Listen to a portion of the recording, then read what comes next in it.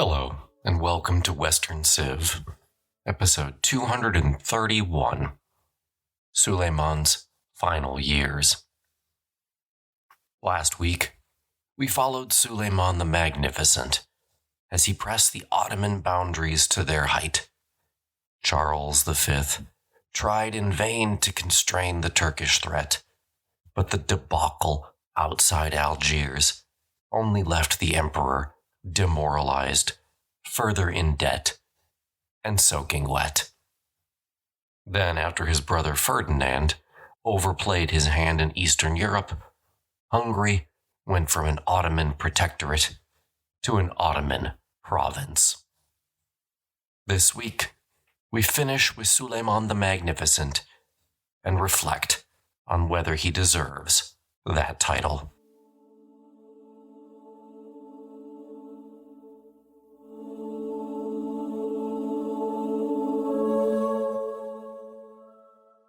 By 1542, both sides, Ottoman and Habsburg, were exhausted.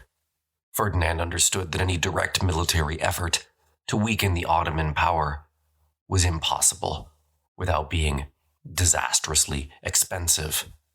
Even then, his odds of success were minimal. Suleiman also wanted the status quo recognized. He had conquered Hungary about 4 times at this point, and had little interest in doing so again. Peace negotiations between the two powers were long and drawn out. Ultimately, the treaty took about 4 years to produce. Under the terms of the agreement, signed on June 13, 1547, Suleiman agreed to recognize Habsburg power over the far north and far west of Hungary. In exchange, Ferdinand ceded the balance to the Ottomans and agreed to pay 30,000 ducats for the land that he possessed.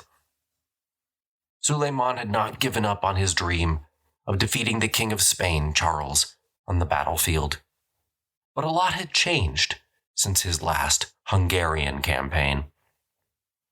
His main European ally, Francis I, was dead, so the prospect of cooperation with France was likewise finished. He also wanted to launch a campaign against Persia/Iran, and needed peace on his western front to do so. To make sure that this peace covered more than just Hungary, Suleiman insisted that Charles sign as well, which he did. At this point, Charles V was exhausted and looking forward to his retirement. He welcomed peace with the Ottomans. Interestingly, this was the first ever treaty that both Charles and Suleiman signed. Moreover, it was the first treaty in history which obliged Austria to make a cash payment to the Ottomans, which the Ottoman historians gleefully describe as tribute. The Hungarians were furious with all of this. They were effectively left out in the cold. The Hungarian nobles had suffered the worst and the most under the Ottoman conquests, and now the emperor was making it clear he had no intention of helping them.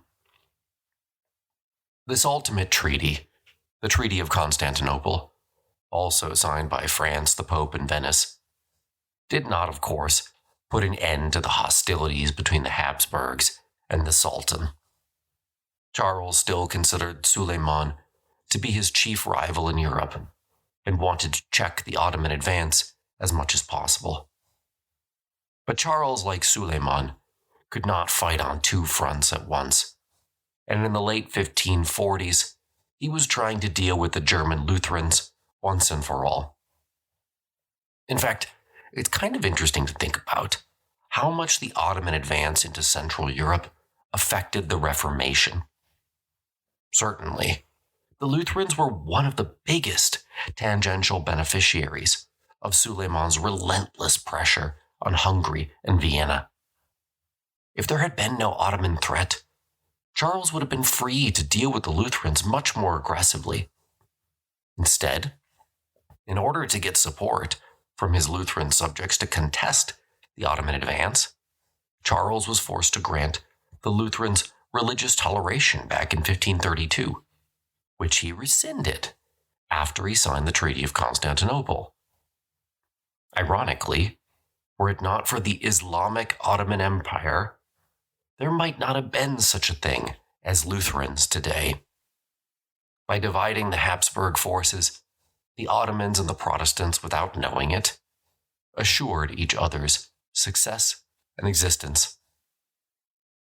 Freed from dealing with the West, at least for now, Suleiman was able to contemplate an assault on Safavid Persia. Since 1535-36, there had not been peace on the frontier of the two empires. The lords who ruled the realms on the borders were constantly switching sides, from the Sultan to the Shah and back again.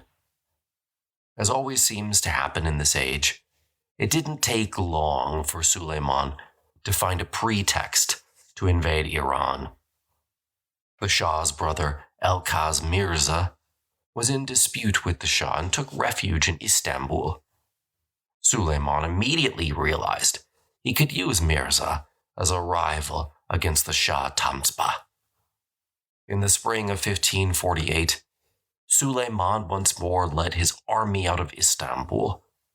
But for the first time in over a decade, he turned east, Elkaz Mirza in tow. Suleiman made straight for Aleppo to wait out the cold season. Meanwhile, his lieutenants cleared out all the Safavid opposition around Lake Van. In the spring of 1549, the Ottoman generals continued clearing out any and all opposition between Syria and Iran. All in all, at the end of a campaign that lasted 20 months, Suleiman succeeded in cementing Ottoman authority throughout eastern Anatolia once and for all. But he failed to meet his personal objective: meet the Shah in a great battle and destroy him. Suleiman, for all his desires, would never get the chance to face either of his two great rivals, the Shah or the Emperor, on the field of battle. The reason is obvious. Both men recognized they were likely to lose. A few years later, Suleiman would prepare for another great campaign against Iran. But that would never come to pass. That was because in 1552, the empire would face its greatest crisis of the 16th century: the quote-unquote revolt and execution of Prince Mustafa.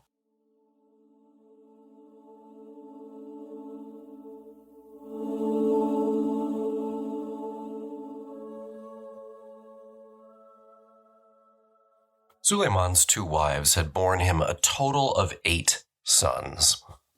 By the 1550s, half of these were still alive: Mustafa, Selim, Bezaid, and Shingar. Mustafa was the oldest and probably best suited to rule. The problem was that Mustafa was not Roxlane's son. Roxlane, you may recall, was Suleiman's favorite mistress turned wife. She was European ethnically, and probably from modern-day Russia or Ukraine. In 1550, Suleiman was 56 years old. Roxlane was aware that he was probably coming to the end of his life. She was also aware that if Mustafa became sultan, then her sons were certain to die. Moreover, she herself could at best be hoped to be shipped off to a monastery. At best. In order for Roxlane to avoid these exigencies, she needed to get rid of Mustafa. Everyone around Mustafa said the same thing, and this is consistent in all the sources. He was absolutely the best man for the job. He would have been a sultan worthy of his father. Selim, Roxlane's son, on the other hand, had long possessed an overwhelmingly negative reputation. No one said anything about Bezaid, and Shangar was humpbacked and deformed and therefore not in the running. Of the four, only Mustafa was truly popular. By 1550, many Ottoman aristocrats began to wonder whether Suleiman shouldn't turn over power to one of his sons, i.e. Mustafa. Now, in the end, we have to confront the question, was there a plot to dethrone Suleiman the Magnificent? I suppose we will never know. But it's clear that Mustafa was aware of the machinations of Roxlane and her sons. He would have been aware of the consequences of losing the succession, just as aware as everyone else. It would not have been beyond the pale for Mustafa, sensing his own popularity and his father's declining health, to take a chance on a roll of the dice. Mustafa had the army on his side, but Roxlane had immense influence at court, plus the support of the Grand Vizier, Rustem Pasha. Now, as I mentioned before, the campaign against Safavid Persia opened in 1552. Suleiman appointed Rustem Pasha to be the lead commander, and he took the army to their winter quarters in Kahraman in the south of Turkey. It was there that the intrigue against Mustafa was carried out. Throughout the winter of 1551-1552, Roxlane and her cohort worked to fill Suleiman's ears with rumors of Mustafa's treachery, and it worked. When Suleiman himself set out on campaign in the summer of 1552, he summoned Mustafa to appear before him immediately. Mustafa now faced an impossible choice. He could either go and see his father as requested and run the risk of being put to death, or he could turn into a rebel, essentially confirming the rumors. An Ottoman eyewitness at court gives the following account. Quote, Mustafa entered, the drama commenced, and he was seized on every side. But the prince, in the moment he believed would be his last, regained his strength and was animated with heroic courage. He knew that if he triumphed, he would gain the throne. He imagined the disorder, where the heat of battle would arouse pity in the Janissaries. He saw them already armed to defend him against Suleiman's barbarity. He believed he could hear himself proclaimed emperor by the whole army. This was, indeed, exactly what Suleiman had feared, and he had taken the precaution of hanging up curtains behind his tent where the tragedy took place, so that nobody could see anything or even suspect anything, and no noise could be heard. Yet Mustafa's ardent desire to live and reign made him invincible. Although alone against them all, the result of the combat was still certain. But Suleiman, on the other side, impatient for success, raised his head above the hanging and saw that his mutes were ready to succumb. His fears were greatly increased, and he looked menacingly at them, his eyes full of anger and filled with cruelty at their lack of courage. What was the effect of this look on the mutes? I cannot describe it. The fury he excited in them was without parallel.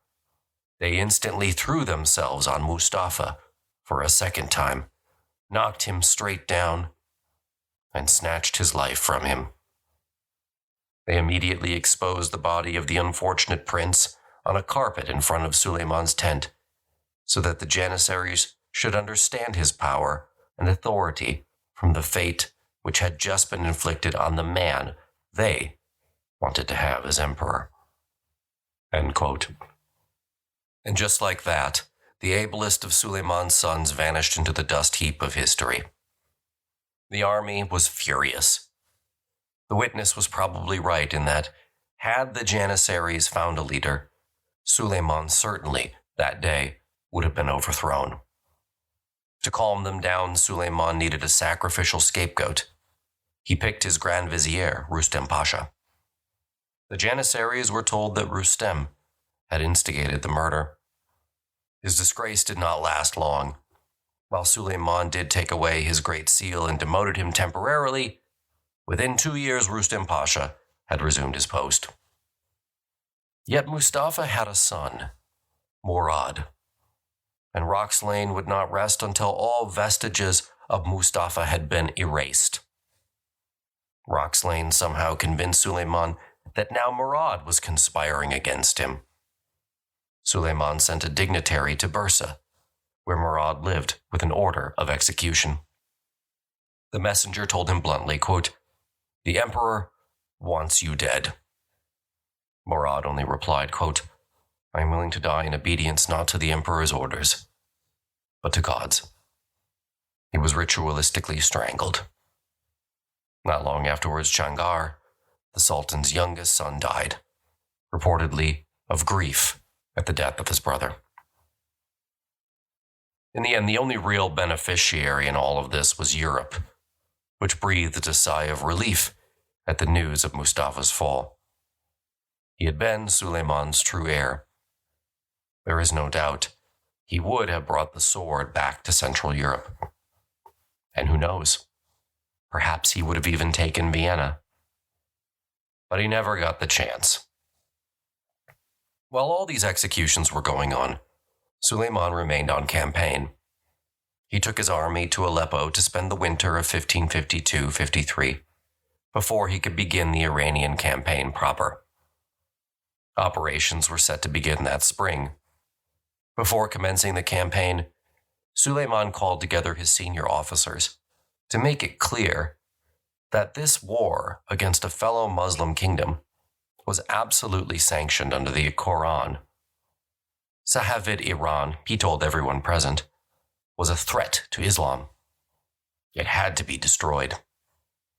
In unison, all of those present called out their assent, quote, "We will march joyfully under the Padishah, Suleiman's, orders, not only so far as India and China, but even to Mount Khas, a legendary country in Muslim folklore."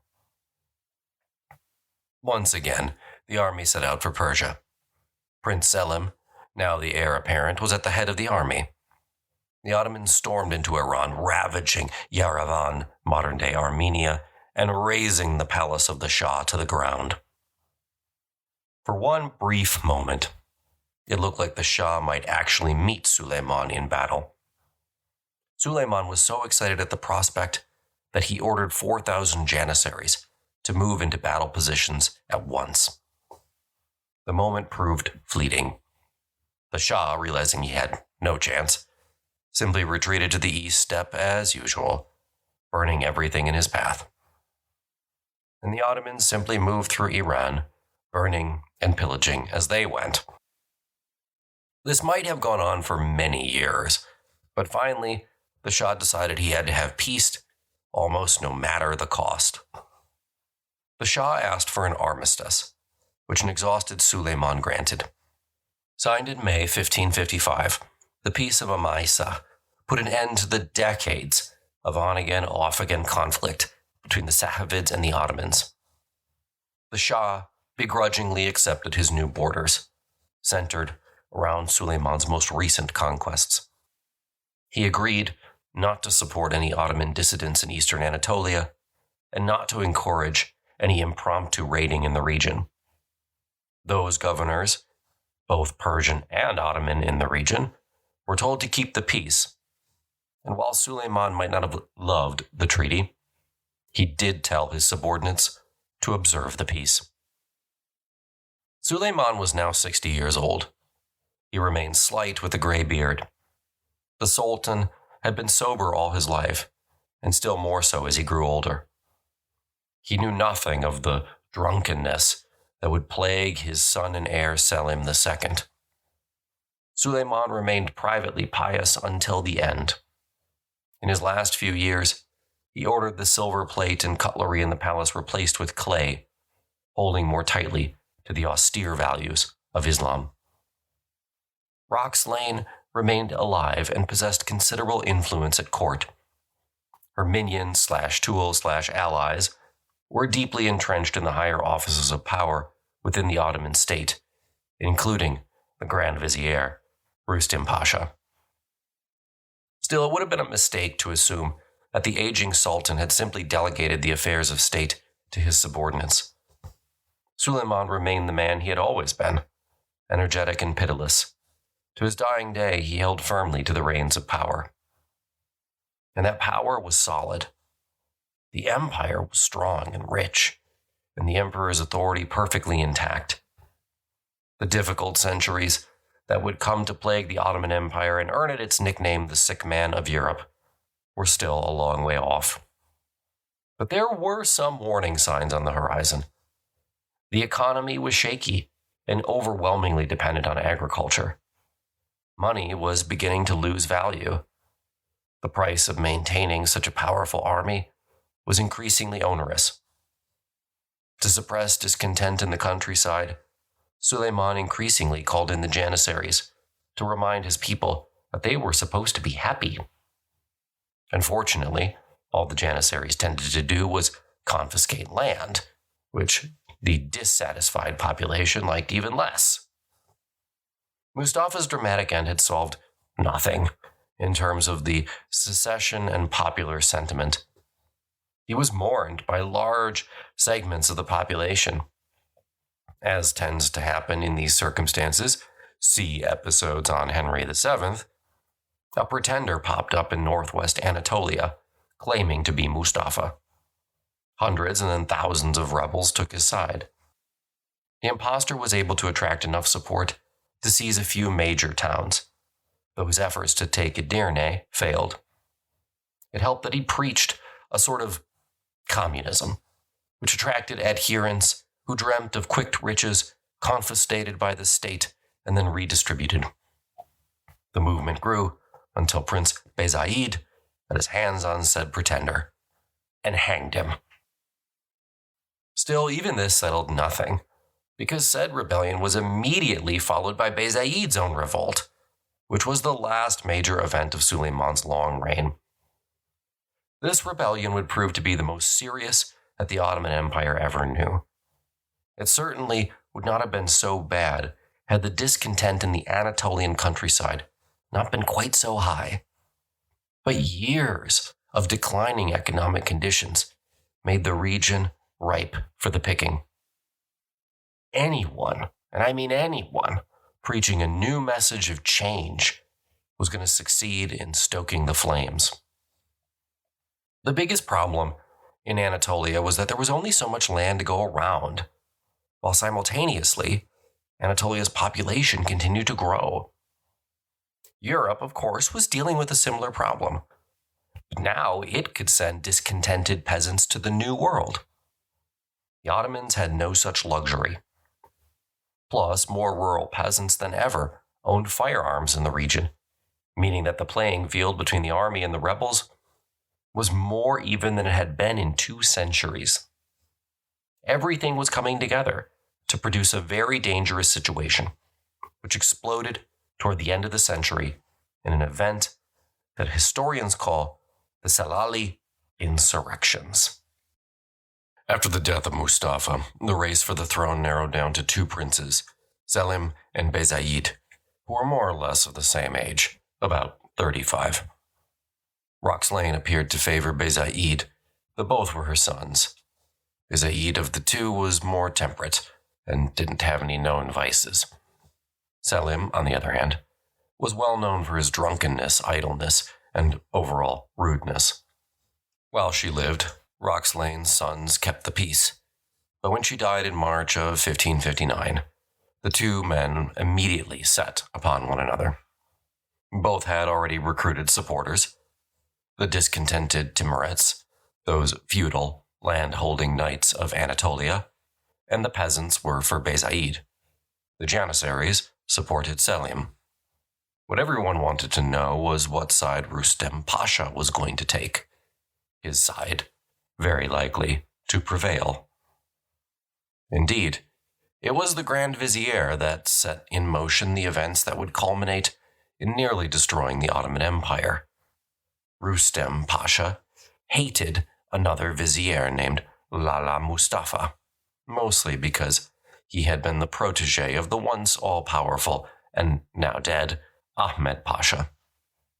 Knowing that this man was completely devoted to Bezaid, he appointed Lala to be the Grand Master of Selim's court in the hope of ruining Lala once and for all. Selim was certain to do everything within his power to destroy his brother's key supporter. What Rustem Pasha did not count on was Lala's ambition.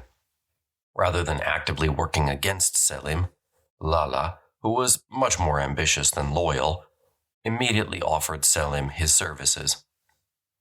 He told Selim that Bezaid trusted him completely, and that the two of them could use that trust to lure Bezaid into a trap. Selim readily agreed. So Lala wrote a letter to Bezaid, offering to help him get rid of Selim. Bezaid, trusting in his friend, believed the letter completely and readily agreed. But of course it was a trap. No sooner did Lala and Selim have Bezaid's letter of agreement, but they sent the same on to Suleiman, along with a laundry list of other accusations. Suleiman sent Bezaid a letter criticizing his conduct, but Lala had the messengers carrying the letter killed, and then led Suleiman to believe that Bezaid had been the one who had killed them. Suleiman, indignant, deprived his son of his governorship of Konya and moved Bezaid to Amasya, much further from Istanbul. This, however, only turned up the heat on an already simmering cauldron. Both brothers continued raising private armies. Bezaid refused to leave Konya and assembled 20,000 troops to support him. This was open rebellion. Suleiman, who felt his back was up against the wall, sent Selim janissaries and guns to defeat his brother. The battle took place near Konya. Bezaid's army was less well equipped and not nearly as well trained. Hence, he was soundly beaten. Bezaid fled to Amasya and then sent his father a letter begging to be pardoned. But Suleiman never got the letter. Once again, Lala Mustafa intercepted it and killed the messengers. Now Bezaid could only assume that his father was against him. He had to flee and take what chances were available. If he fell into the clutches of his brother or his father, his fate would be sealed. So he assembled an army of 10,000 men, took his 4 sons, and made for Iran, where he hoped the Shah might support him. The Shah, for the moment, was delighted to have such a hostage. But behind the scenes, he was communicating with Suleiman all along. He wanted to know what the Sultan would pay to have Bezaid turned over to him. All while these negotiations were ongoing, Suleiman wrote kind letters to his son, insinuating he was ready to welcome him back with open arms. The Shah initially wanted Baghdad in return for Bezaid.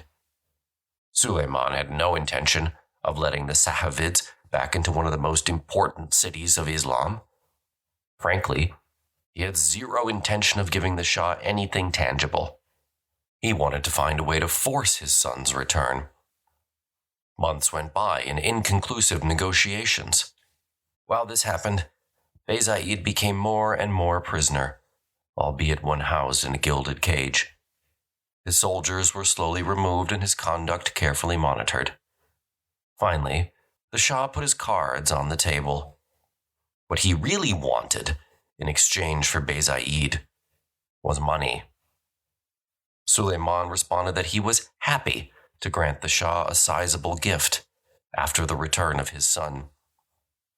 In September 1561, under the pretext of protecting him, the Shah formally placed Bezaid under arrest and delivered him up to Selim's envoys. He was strangled alongside his 4 sons. When news reached Istanbul, Suleiman, true to his word, sent 300,000 gold pieces in payment. Selim, now the undisputed heir, sent another 100,000. No one knows for sure what Suleiman thought of his son's death, though the following has been attributed to him. Quote, I thank God I have lived long enough to see the Muslims free of war between my sons. I will therefore be able to live out the rest of my days in peace. If the opposite had occurred, I would have lived and died in despair.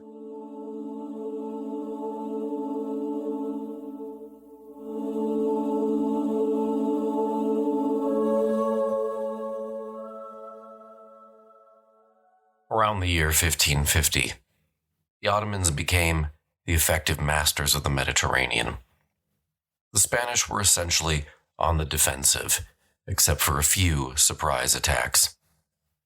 In the years after Algiers, the Ottomans came tantalizingly close to overwhelming their defenses. In 1546, the intrepid naval commander/pirate Barbarossa died. Turgot, his heir, was captured by Andrea Doria, but as soon as the ransom was paid, he was released and proceeded to ravage the African and Italian coastline.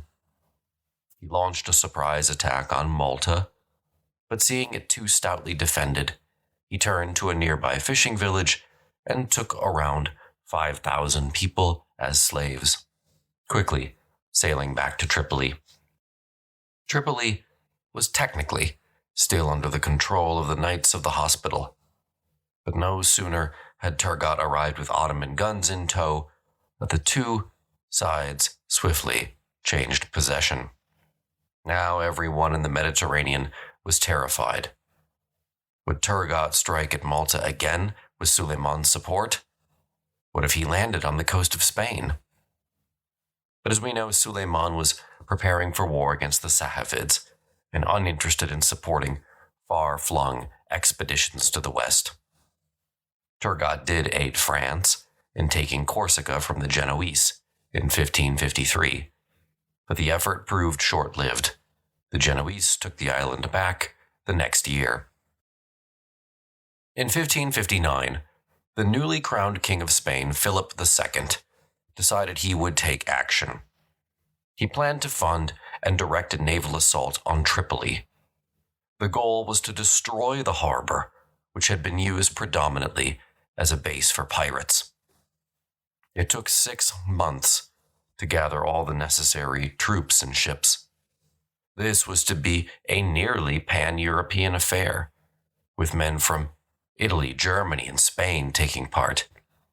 There would be 100 transport ships making the trip, with 53 war galleys as an escort. Philip was not taking any chances. But as tends to happen, the weather threw him a curveball. 5 times the fleet put to sea, and 5 times the winds forced it back. On the way, the ships had to spend 6 weeks in Malta, losing 2,000 men to illness. Given all the delays, the Ottomans were now well aware of the offensive, long before the ships were anywhere close to Tripoli. The Ottomans, once again, worked with incredible speed and prepared a powerful navy to match Philip's. Still, the Europeans had several skilled naval commanders, and their ships were by and large from the Italian maritime states, so they should have had a sound advantage. But what doomed the Europeans once more was a complete lack of coordination. When the Ottoman fleet turned up, the Europeans were divided over what to do. The Genoese commanders wanted to meet the Ottoman fleet. The Europeans were near the island of Jerba, which was in Genoa's hands, and the Genoese argued that they could use the batteries along the shore as additional guns in the fight. It was sound advice. But the leader of the papal contingent won the argument. He advocated for a complete and relatively disorderly flight from the field. Okay, well, maybe he didn't advocate the disorderly part, but I mean, that's what happened. The Ottoman fleet pounced as soon as it saw the Christian fleet begin to scatter in all directions. 18,000 men died in the evacuation, most by drowning. The Ottomans captured 20 galleys and 27 transport ships. The disaster was total. Again.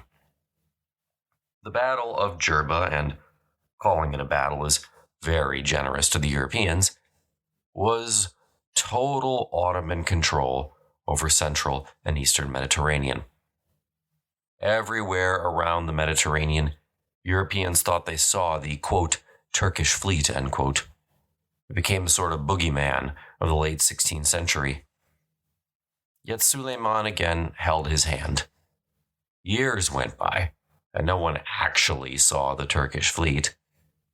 Sure, there were a few raids here and there, but by and large the Ottoman navy stayed home. It was yet another example of the reality that the Ottomans had a Western front and an Eastern front.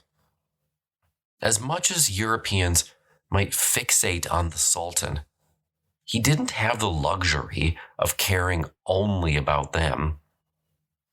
Iran and beyond still demanded his attention. Philip did, of course, take Suleiman seriously. In 1564, even though the Ottomans did not appear poised to expand, the Spanish Mediterranean fleet was only around 50 galleys. But within several years, that number would double. 1565 saw the last major Ottoman naval operation of Suleiman's reign. By the end of 1564, a major shipbuilding operation had expanded the Ottoman navy to 200 total ships, of which 150 were war galleys. Everyone knew that the Sultan was about to launch an attack, but where? By April, Suleiman's fleet was on the move. By mid-May, there was no longer any doubt. The base of the Knights of the Hospital at Malta was the target. For whatever reason, though they had plenty of advanced warning, the arrival of the Turks in midsummer caught the Knights by surprise, and their efforts to shore up their defenses were not complete. On May the 19th, the navy reached the island. The Ottomans disembarked early, without waiting for Turgot and the rest of the fleet. A fatal error. Still, with 20,000 men and 5 cannons, all of the island except the fortress at St. Elmo was soon in Turkish hands. For more than 3 weeks, the Ottoman guns pounded the fortress, which protected the 2 remaining Christian ports on the island. After 3 weeks, the Ottomans stormed and took the fortress. But beyond the fortress, the 3-week delay had given the Christians time to organize their defenses within the 2 remaining ports. Just before the Ottomans were ready to move on and engage them, 11,000 Spanish reinforcements arrived, effectively tipping the scales. Seeing how badly the delay had hurt their position, the Ottoman commander ordered the corpses of dead Christian defenders nailed to crosses and displayed. The Grand Hospitaller master responded in kind, decapitating all the Ottomans in his possession and firing their heads like cannonballs into the Ottoman camp. Needless to say, when the Ottoman commander subsequently called on the knights to surrender, said Grand Master refused. And so the bombardment continued. When this yielded no result, the Ottoman commander launched an all-out attack on the Christian position. It was an utter failure. Ottoman losses were reportedly as high as 90% in some instances. By early September, around another 10,000 Christian men arrived from Sicily. Even though there was literally no chance at this point, the Ottomans launched another attack. This time, many of the Ottoman soldiers chose to lay down on the ground rather than fight. It was over. On September the 12th, the Ottomans lifted the siege and sailed away. The loss had cost the Ottoman army some 20,000 men. Some sources claim the number was as high as 35,000. But in all, they didn't lose any ships. Still, this was the first major reversal the Ottoman Navy had ever faced. Unfortunately for it, this was also the high water mark for the Turkish Navy. It would never take Malta, and soon at the Battle of Lepanto, it would be decisively defeated. But that is a story for another day. After the Treaty of Constantinople in 1547, Suleiman turned away from Central Europe for the balance of his reign. Both he and the Habsburgs had other concerns. Throughout the 1550s, both sides maneuvered without any direct conflict. A series of armistices, ceasefires, and other small agreements extinguished whatever proxy conflict sprouted up. The bottom line remained that the Habsburgs wanted to control Hungary and beyond, and Suleiman was not going to give up his conquests.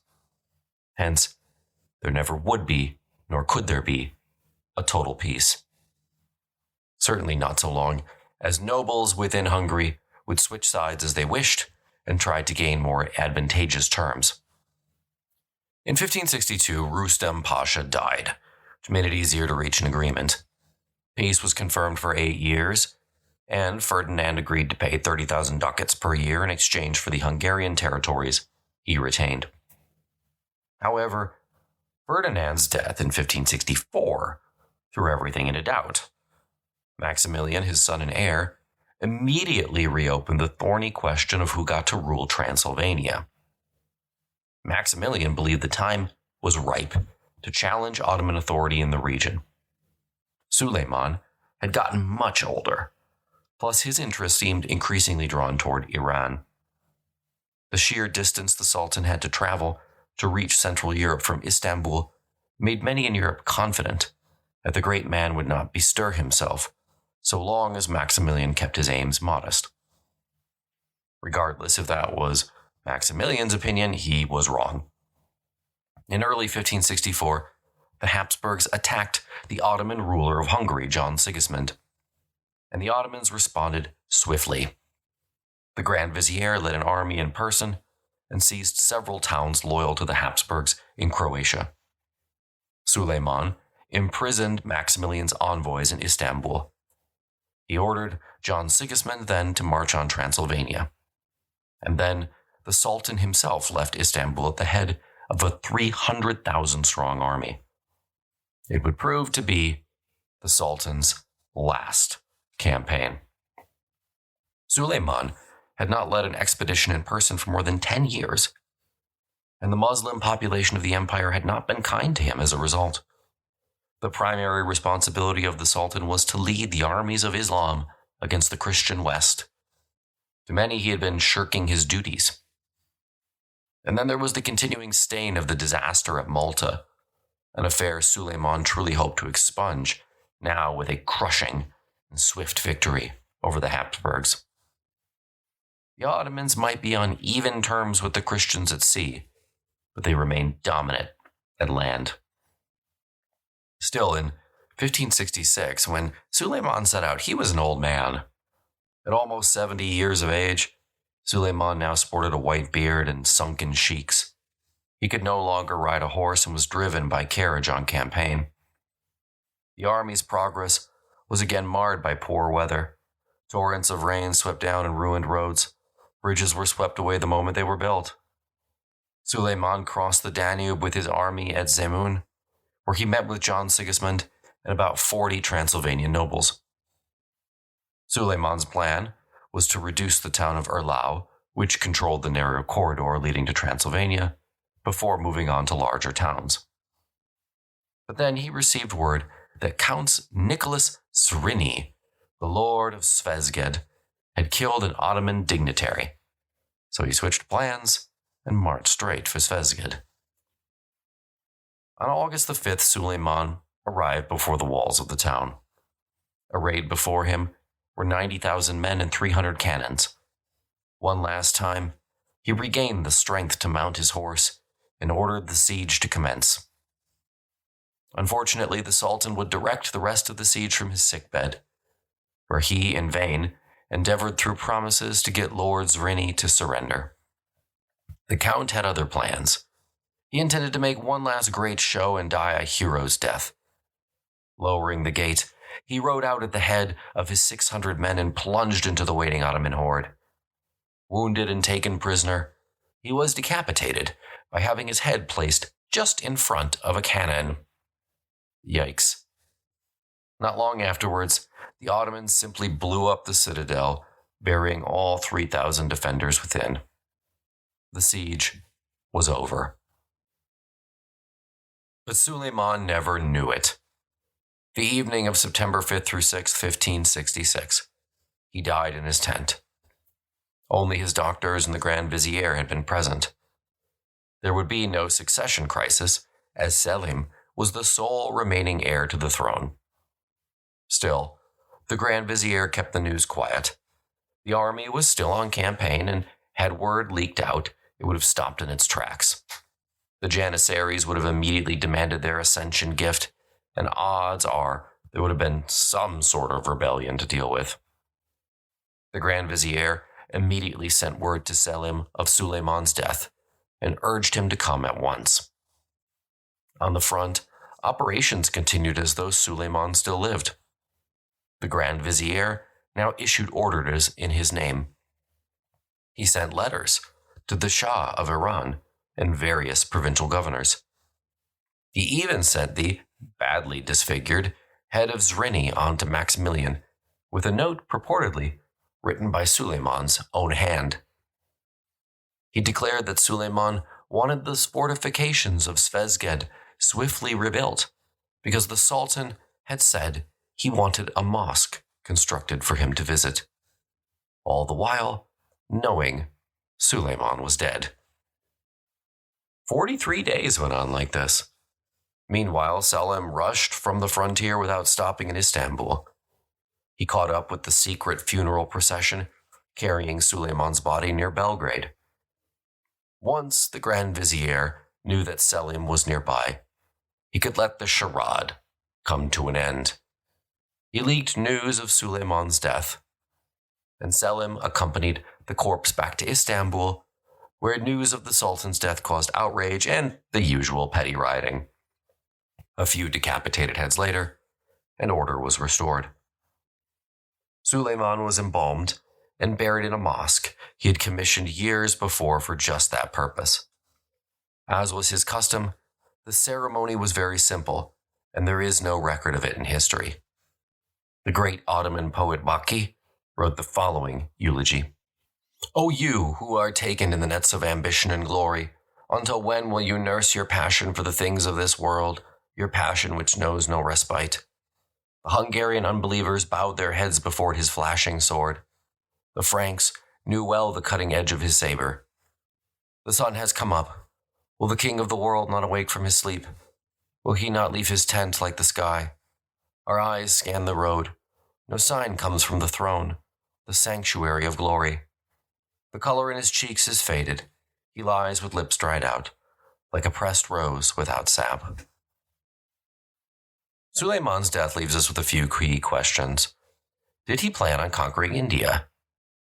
It would have made sense if he, as his grandfather, had wanted to follow in the footsteps of Alexander the Great.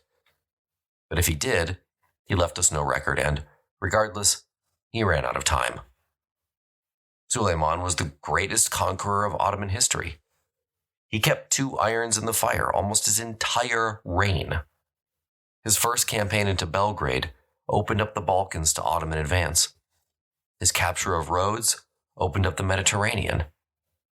Suleiman never got to face down the man he perceived as his true rival, Charles, the King of Spain. Suleiman was always preoccupied with Europe, to the chagrin of some contemporaries and later historians. One such historian would write in the 19th century, quote, If Suleiman, instead of flooding Hungary and Austria with his janissaries, had included the conquest of India among his plans, his efforts would have been crowned with a success far greater and more durable than those which awaited him on the Danube. He had a powerful and always victorious fleet, while the descendants of India had none. His prestige was great, indeed unparalleled, in Arabia, Egypt, and the whole Islamic world, and the gang of adventurers from Central Asia were very capable of achieving victory over the worshippers of Vishnu. It would have been child's play for the valiant, disciplined, and well-armed janissaries. As the masters of India, the Ottoman sovereigns would have played an infinitely more prominent role in history than their conquering ancestors. Who knows what the destiny of Asia would then have been, end quote. That is, of course, nothing more than Monday morning quarterbacking. It is easy to say what someone should have done in hindsight, which the person themselves never got the benefit of. We cannot forget, for all his conquests, Suleiman also rebuilt Istanbul. Mehmet never had the time, and Selim never had the inclination. At the start of Suleiman's reign, the city boasted a population of 400,000. By the end, that number had ballooned to 700,000. But to his detriment, Suleiman never did anything about the outdated Ottoman economy. The system of rigid price controls that protected everyone or prevented capitalism from taking root. In time, more than anything else, the Ottomans were undone by their backward economy. Still, there's no doubt, Suleiman's reign was the golden age of Ottoman civilization. His court so astonished Westerners that they happily awarded him the title of the Magnificent. He spent inexhaustible funds patronizing artists, poets, and scientists.